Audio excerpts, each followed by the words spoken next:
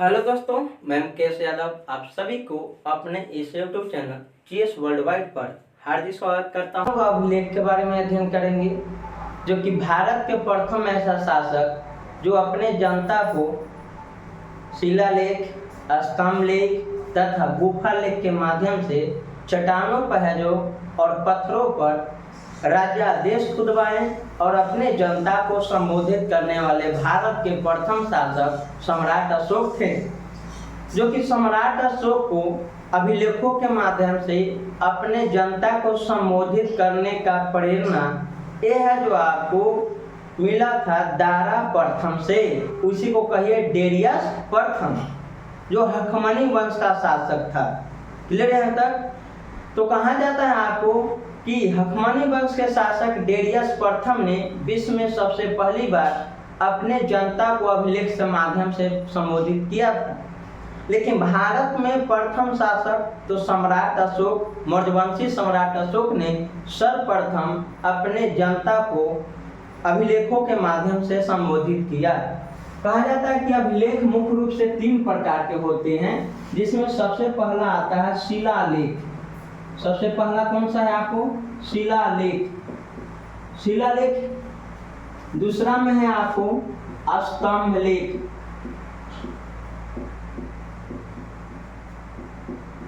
और तीसरा में है आपको गुफा लेख। गुफा लेख या इसी को कहा जाता है गुहा लेख। गुहा लेख, जो कि गुहा लेख, स्तंभ लेख और शिलालेख। अब आइए है जो शिलालेख किसे कहेंगे। कहा जाता है कि जब है जो आपको बड़े बड़े कोई चट्टान है और इसको चट्टान को सपाट करके इस पर है जो राज्यादेश खुदवा दिए जाते थे, अर्थात लिखा दिए जाते थे, तो इसे है जो शिलालेख के नाम से जाना जाता था। और शिलालेख 2 भाग में बांटे होते थे। एक होते थे बृहत शिलालेख, एक होते थे लघु शिलालेख।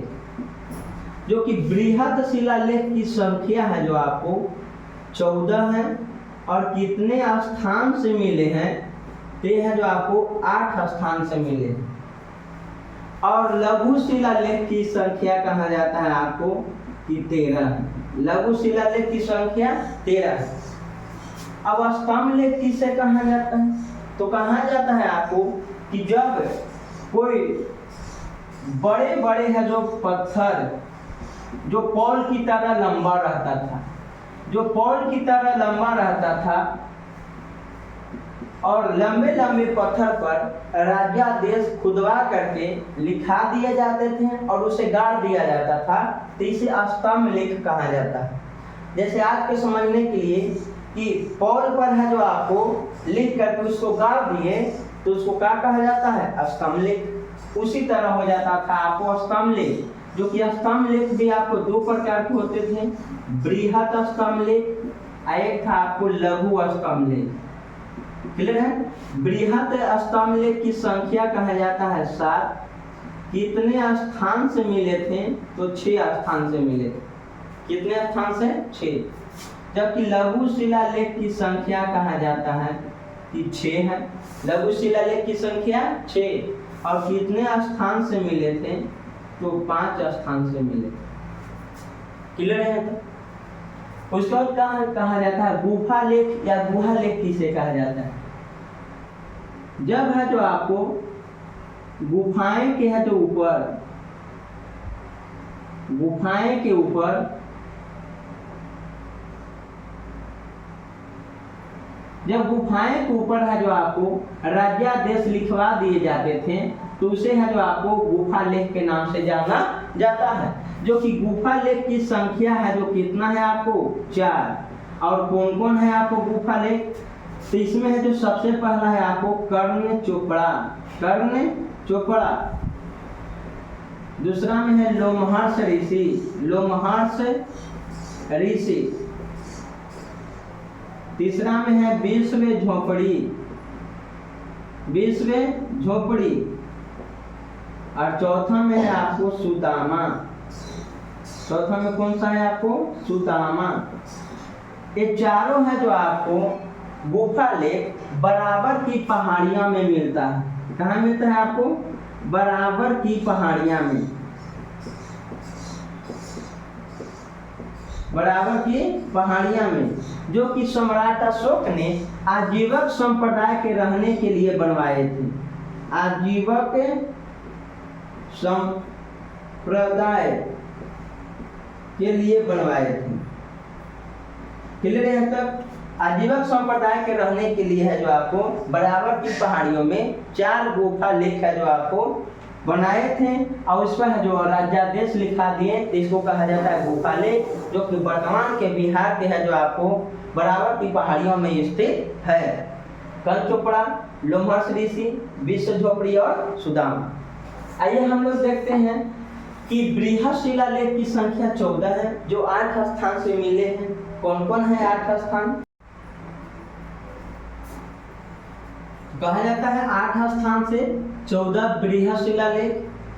आइए हम लोग देखते हैं 14 बृहद शिलालेख है जो कहाँ कहाँ पाए जाते हैं। एक है जो आपको मानसिहरा, मानसिहरा, क्लियर है तक? जो कि मानसिहरा ये है जो आपको पड़ता है पाकिस्तान के हजारा जिला। पाकिस्तान के कौन सा जिला? हजारा। और दूसरा है आपको शहबाजगढ़ी, शहबाजगढ़ी, जो कि शहबाजगढ़ी ये पाकिस्तान के है जो आपको पेशावर जिला में पड़ता है। पाकिस्तान के पेशावर जिला में, क्लियर है? उसके बाद कहा जाता है आपको कि भारत के है जो उत्तराखंड राज्य में, यह है आपको उत्तराखंड राज्य। उत्तराखंड में जगह के नाम है कालसी। उत्तराखंड में कौन सा है आपको? कालसी। तो उत्तराखंड में जो आपको कालसी है ये है जो आपको पड़ता है आपको देहरादून। उत्तराखंड के देहरादून, देहरादून, क्लियर है क्या? उत्तराखंड के देहरादून में है जो आपको कालसी पड़ता है। उसके बाद आइए हम लोग उड़ीसा राज्य में। उड़ीसा राज्य में एक है आपको धौली। उड़ीसा राज्य में कौन सा है आपको? धौली, जो कि ये पड़ता है आपको पुरी जिला में। क्लियर है तक? एक है आपको जौगढ़,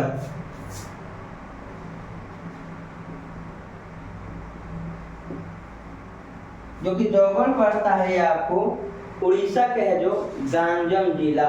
कौन सा जिला आपको? तो उड़ीसा के गंजम जिला।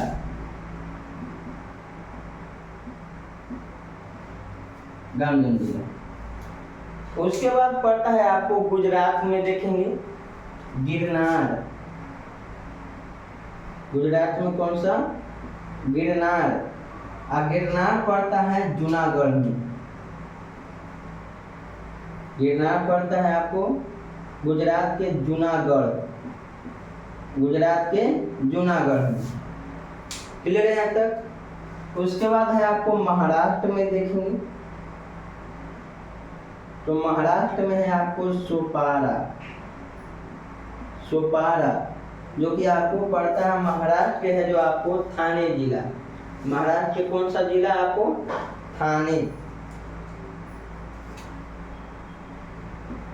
महाराष्ट्र के थाने। उसके बाद हम लोग देखेंगे आंध्र प्रदेश में। आंध्र प्रदेश में एरागुड़ी। आंध्र प्रदेश में एरागुड़ी। आंध्र प्रदेश में कौन पड़ता है? एरागुड़ी, जो कि कुर्नूल जिला में। कौन सा जिला में? कुर्नूल जिला। तो कहा जाता है आपको, पहला हो गया आपको मानसेहरा, दूसरा में शहबाजगढ़ी, तीसरा में कालसी, चौथा हो गया आपको जौगढ़, पांचवा हो गया धौली, छठा हो गया आपको एरागुड़ी, सातवां हो गया गिरनार और 8वां स्थान हो गया सोपारा। ये सभी स्थान है जो आपको कहा जाता है 8 स्थान, जो कि वर्तमान में अलग अलग है जो राज्यों में स्थित है, और 2 गो है भारत से बाहर। तो भारत से बाहर है जो आपको कितने हैं जो आपको स्थान मिले, 2 गो, मानसेरा और शहबाजगढ़ी, जो कि वर्तमान में पाकिस्तान में है जो पड़ता है। मानसेरा और शहबाजगढ़ी जो मिला है ये कहा जाता है आपको खरोष्टी लिपि में लिखा गया है। ये दोनों कौन सा लिपि में लिखा गया है, खरोष्टी लिपि में, खरोष्टी लिपि में। मानसेरा और शहबाजगढ़ी वाला जो आपको बृहद शिलालेख है ये खरोष्टी लिपि में लिखे गए हैं, जो कि खरोष्टी लिपि है जो आपको दाएं से बाएं की ओर लिखा जाता है, दाएं से बाएं की ओर, दाएं से बाएं की ओर लिखा जाता है, राइट से लेफ्ट की ओर, राइट से लेफ्ट की ओर। कौन सा लिपि, खरोष्टी लिपि। तो खरोष्टी लिपि लिखा जाता है दाएं से बाएं, दाएं से बाएं, दाएं से बाएं। तो अशोक के 2 गो बृहद शिलालेख मानसेरा और शहबाजगढ़ी, जो कि आपको वर्तमान में पाकिस्तान में पड़ता है, एक खरोष्टी लिपि में लिखा गया है, और बाकी के जो अन्य जो आपको है अभिलेख ये सभी है जो आपको ब्राह्मी लिपि में लिखा गया। कौन सा लिपि में, ब्राह्मी लिपि में,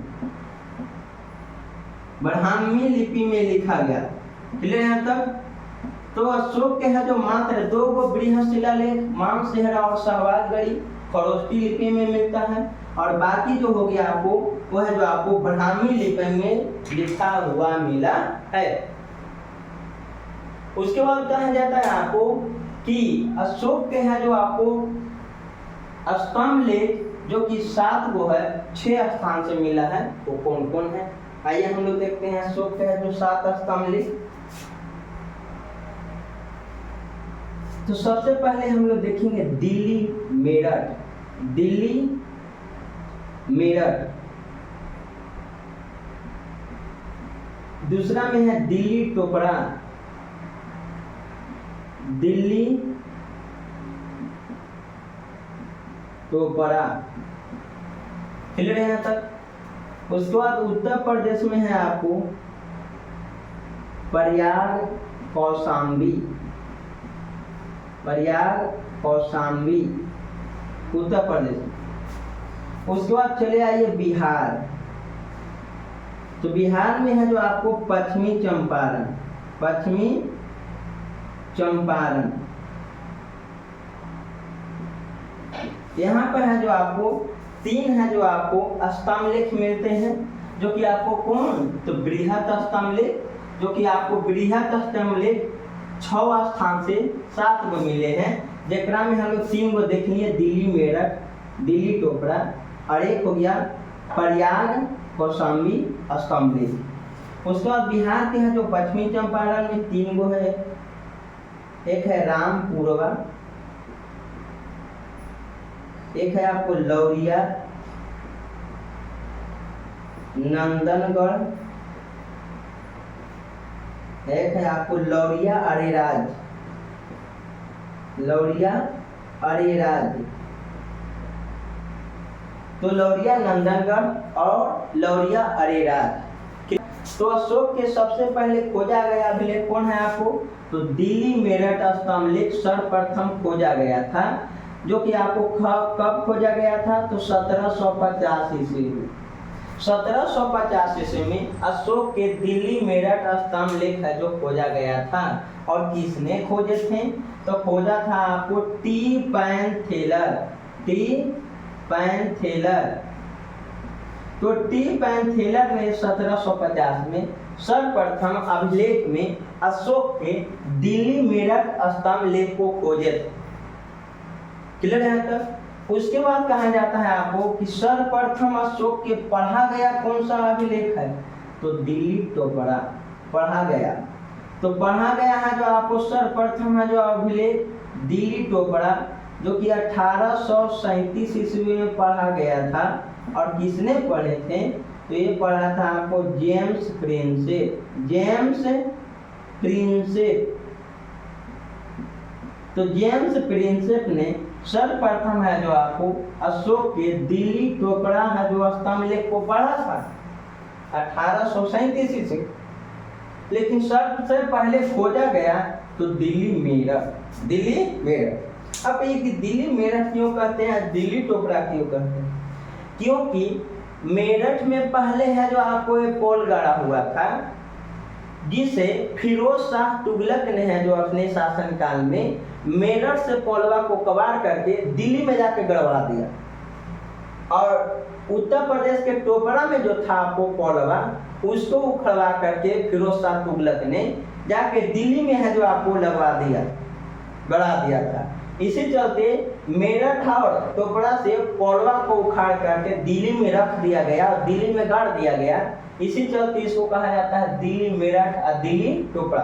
तो अशोक के सर्वप्रथम खोजा गया स्तंभ लेख सभी अभिलेखों में, तो दिल्ली मेरठ स्तंभ लेख सबसे पहले खोजा गया। कौन खोजा था? टी पैंथेलर।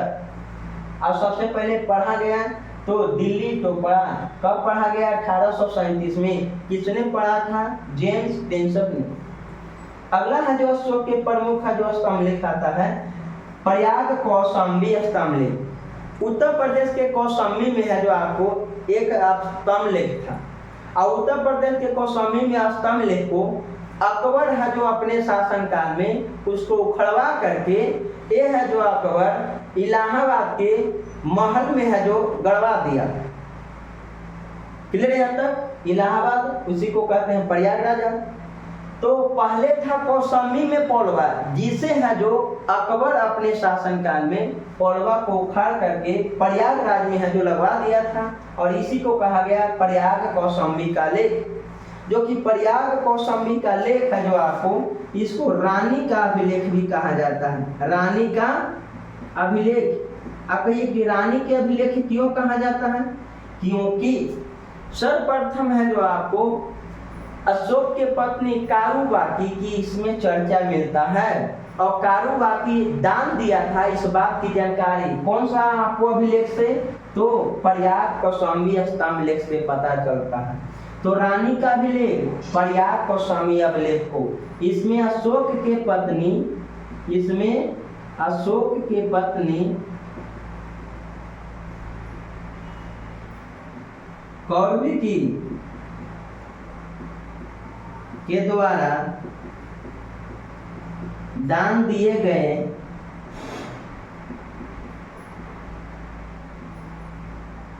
की चर्चा किया गया। क्लियर है यहाँ तक? तो प्रयाग कौशाम्बी स्तंभ लेख, जिसे जो रानी का अभिलेख के नाम से भी जाना जाता है, इसमें किसकी चर्चा मिलता है? तो अशोक के पत्नी कौरवी की। उसके बाद कहा जाता है बिहार के है जो पश्चिमी चंपारण में 3 स्तंभ लेख। क्लियर है तक?